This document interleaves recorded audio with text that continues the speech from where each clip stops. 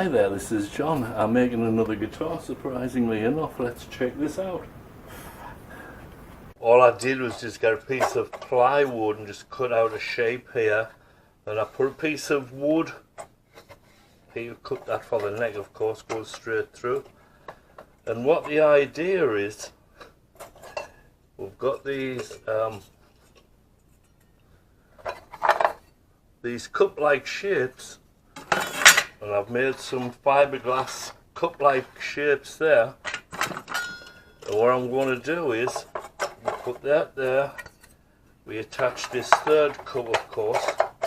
So once that's like that, we can put the guitar strings across here, and this will be the bridge. The theory in my mind is that the vibrations will travel to all of these points, go down there, send sound down into these holes. So once the sound gets in the holes, no, it doesn't have cold water. So the sound goes there and joins from this cup, that cup there. They all join together. I'm in the process of doing that. So once these are all joined together, I'm thinking about putting like a trumpet type shape there. Either that, or go around a couple more times and try and get like a 7-foot wavelength. I don't think I can do that, but I might get a half a wavelength on that. So that's what I'm doing.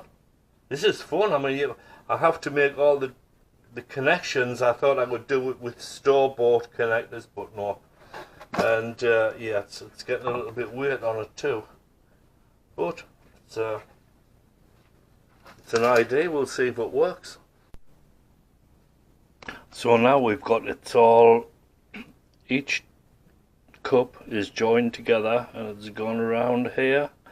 It's coming up this way. Then I'm going to use a funnel to funnel out the sound.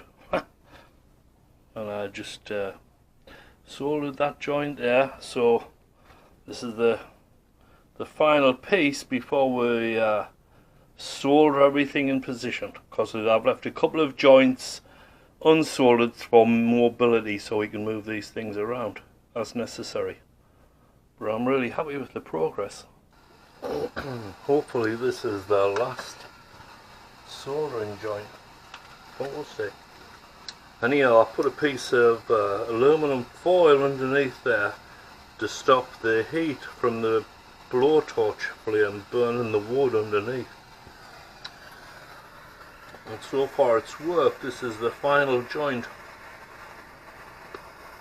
And what I'll do now is just put a blob of solder there and put one here at the other side of the joint. Now when this joint gets hot enough, that solder should leach in between the two pieces of metal. See, it's just like in a ball right now. So see it turned there, see it's now going into the joint as it should do. There you go, piece on there. Yep, going in there, nice, going in there. Doesn't have to be perfect or all the way in there, because we're just using it to hold it together. Okay. See, not bad. Only joking. Anyhow, so that's how you do soldering. And before I put this stuff together, I put some flux on it. That's majorly important. Also, if you rub the areas to be soldered, if you rub them down with sandpaper or emery paper or even a file, it helps the flux adhere to the metal, so when you put the solder on it, it makes a really good joint. Well, there it is, all soldered together. The only thing that remains is to screw this to this board here somehow and give this a good clean up, and it should look quite nice. Shiny copper. I'm not sure whether to put like a case around it or not. Now the next part is just to screw down the speaker cone onto the wood. I've got some glue between the cone and the face of the guitar. Okay, so it's got to be down nice and tight so that the glue can make a nice solid connection. This is glued too, and everything's jake. But now I'm going to shine it up so it looks nice. Well, I've got the roof set up here. I've got one string on it, one machine head, and I'm just testing for sound.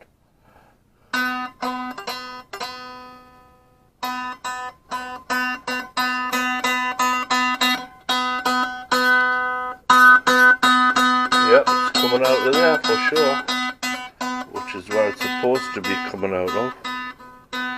Alright, good job. Right, now to do the fancy bits. In the beginning I just started off by taking a piece of wood, maybe 2 inches by 1 inch. That's this area here, and I cut into it where I was going to put the little domes here, these little bell-shaped things. So I cut in there with that, made a channel across there. This is just a piece of plywood here, and here I put an extra piece of wood to reinforce this hole, and on the back here just to stiffen this plywood where it touches the neck. I put some bracing down here, all the way down, for a piece going across there. I'll show you that. There you go. Put a piece going across there, a piece that direction, a piece that direction. And then I put all this stuff around the edge should I decide to put a body around it, you know. But I kind of like the look of this once it gets all cleaned up, and you know, I'll probably paint this some colour, leave all the copper, but paint that just for the looks, you know. And everything like the neck, that all just needs cleaning up, you know, sanding down, shining up, maybe putting some kind of coating on it. So this basically is just a shape I came up with, and I based the shape on the size of these cup things here. Actually, this is a reflector out of a light fixture. You know, I did electrical work for a lot of years, so I got loads of, well, I got a few of these anyhow. So these reflectors, this body size was based on the size of getting, on the, you know, the dimensions of getting 3 reflectors in place there. So that all goes around there. I hope it works, we'll see. Of course, the next thing is to put a truss rod in here, because when I tighten this, the neck starts to bend. I bought a piece of wood here, which is for the fretboard, but I suspect it might be a little bit on the thick side. I don't have a plane that size, so I'll just think on that. So I'm gonna, the next thing is to cut a groove in there.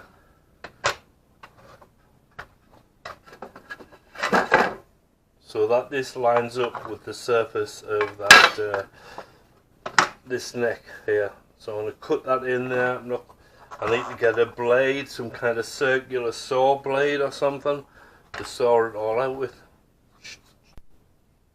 The next move was to cut in a groove in the fretboard here for the truss rod, and to do that I use this saw.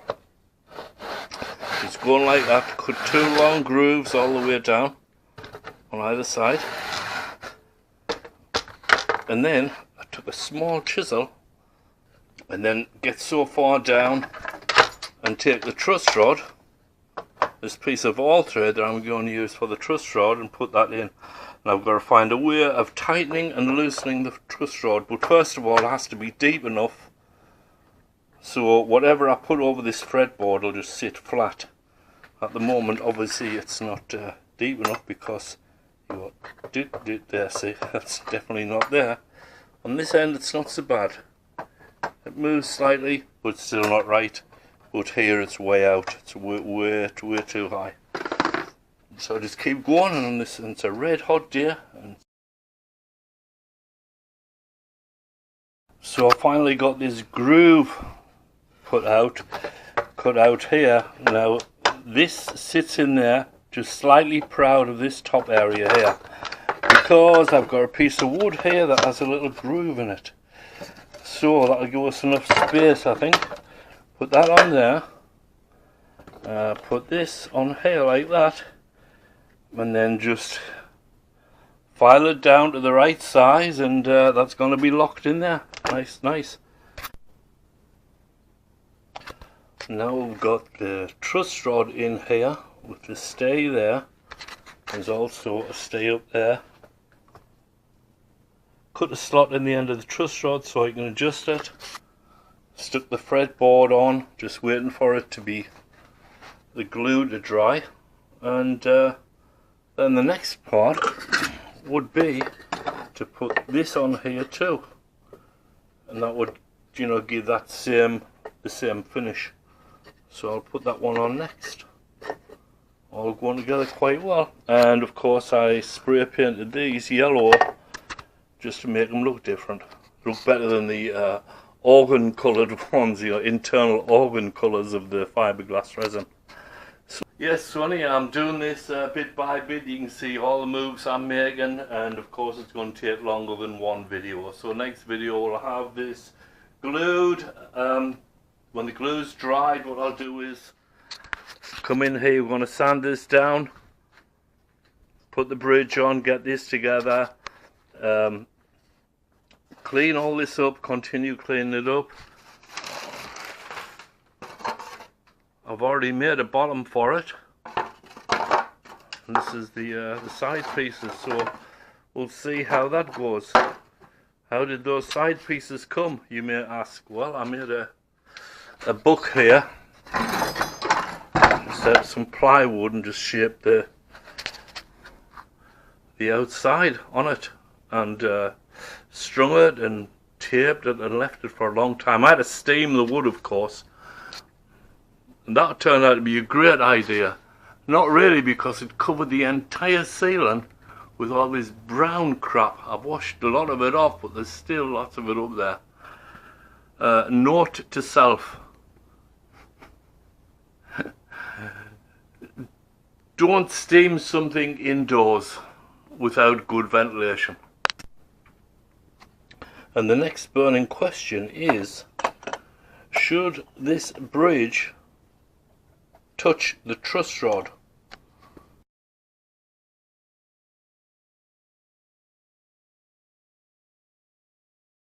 The reason I'm asking is, I mean, we're also going to be getting vibrations in here going down in there, but also are the vibrations going to be coming down from the truss rod itself? I don't know. Tell me what you think. But anyhow, this this is going to have to be fired down a lot, otherwise the strings are not gonna reach the bridge unless I lift them up on posts or something. We'll see how far down I can get this wood. It's too thick at the moment, obviously. You know, I'll knock it down about, what, half that thickness? Yes, that should do quite well. And I'm going to use Stanley plane. This thing I've had for years. It's great. I've used it on sheetrock and all kinds of stuff. Alright, it's all clamped in and ready now. It said on the back of the glue bottle that you have to wait 24 hours before you do any wood stressing. Now I'm going to be sanding this and planing it, so I'm going to have to leave it for a day. That's okay.